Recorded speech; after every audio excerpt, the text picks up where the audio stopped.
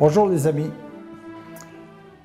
Il est tout à fait impossible de terminer un enseignement sur « Voici ta mère » sans la compléter par ce qu'elle nous a dit de réciter le plus souvent possible, c'est-à-dire notre rosaire.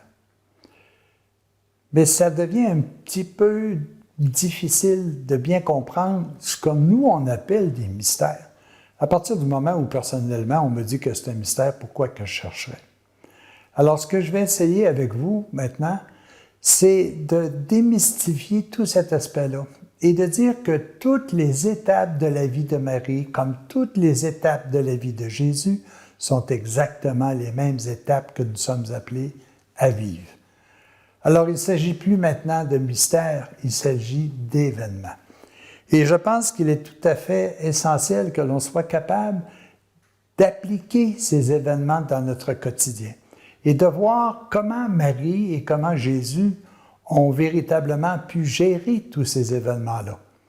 Servons-nous de leur exemple pour pouvoir progresser dans un bonheur qui se veut éternel. Alors, les amis, tout au cours de cette rencontre, nous aurons la possibilité, d'une part, de réfléchir sur les événements de notre vie, comme nous avons réfléchi sur les événements de la vie de Marie et de Jésus. Mais d'autre part, nous aurons aussi la possibilité de réciter ce que moi j'appelle maintenant notre rosaire personnalisé. Tous et à chacun, bienvenue dans un cheminement qui va ressembler drôlement à notre vie. Merci.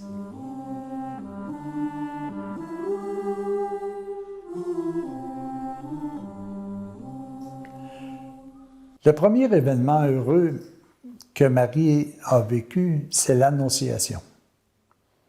Marie reçoit l'annonce qu'elle sera la mère du Dieu fait homme. Nous sommes aussi le temple du Dieu. Ne savez-vous pas que vous êtes le temple du Seigneur notre Dieu?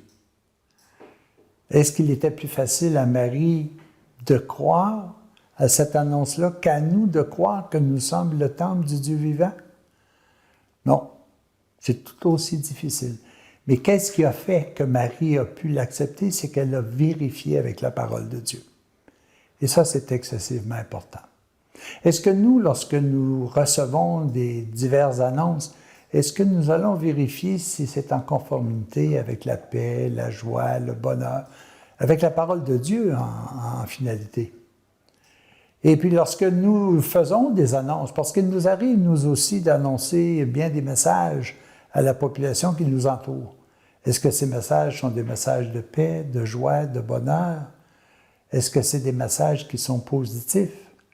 Alors, tout au cours de cette période de réflexion, pensons véritablement à vérifier ce que nous recevons comme annonce, si c'est en conformité avec la paix et la joie.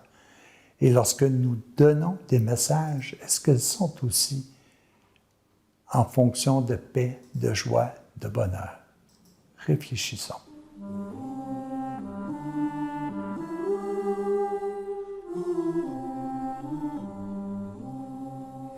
Un deuxième événement heureux de la vie de Marie et même de Jésus peut se résumer par un titre qui est la visitation.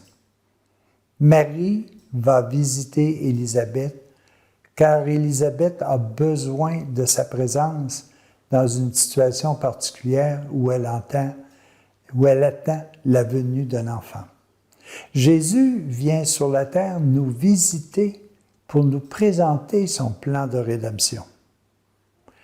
Nous, est-ce qu'il nous arrive de visiter des gens pour pouvoir davantage les soutenir dans ce qu'ils vivent? Est-ce que nous visitons nos personnes âgées qui ont besoin de socialiser? Est-ce que nous visitons nos malades qui ont besoin d'avoir davantage une présence afin qu'ils puissent véritablement comprendre qu'ils ne sont pas oubliés dans leurs épreuves? Est-ce que nous visitons des gens pour tout simplement les écouter, les conseiller si c'est possible.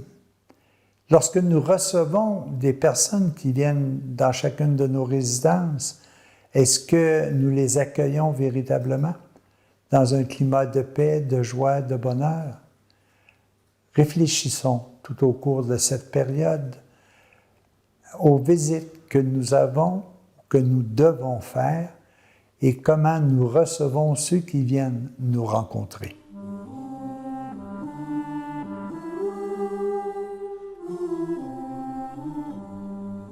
Marie donne naissance à l'amour. Et quand on se rappelle la période des fêtes, lorsqu'on se rappelle notre fête de la naissance de Dieu, il y a beaucoup de joie, il y a beaucoup de paix, il y a beaucoup de gloire.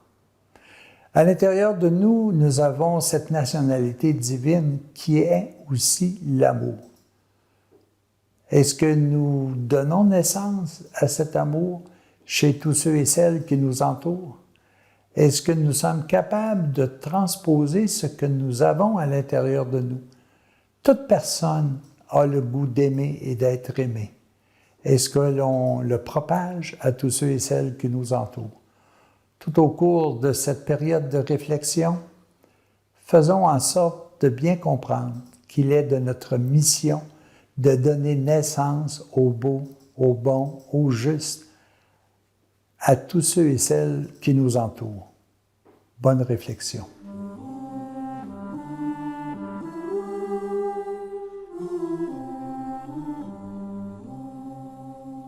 Chers amis, il est difficile pour nous de véritablement comprendre l'ampleur de la joie qui anime Marie lorsqu'elle a présenté son Fils à Dieu.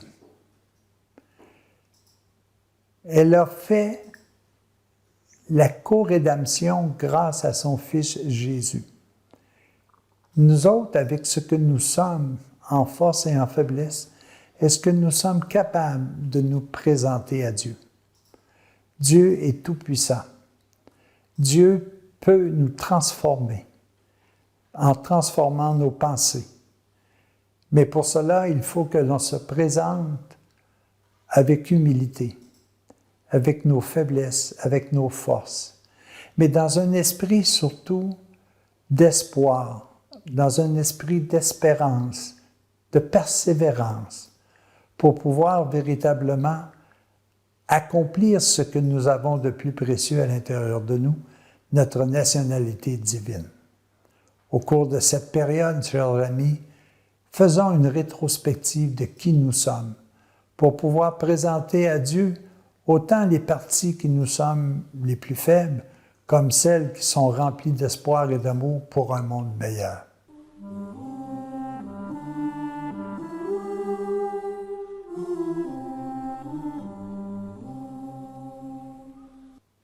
Une autre période, chers amis, qui est excessivement joyeuse pour Marie et Joseph, c'est qu'après avoir perdu leur fils, ils l'ont retrouvé au temple. Il nous arrive, nous aussi, de perdre l'amour à l'intérieur de nous, de perdre la paix, de perdre la joie. Il est donc important que nous puissions sans cesse chercher et retrouver cette paix, cet amour, cette joie. Faisons un inventaire durant cette petite période de réflexion de ce que nous semblons avoir perdu et mettons-nous tout simplement en marche pour chercher et retrouver cette paix, cette joie.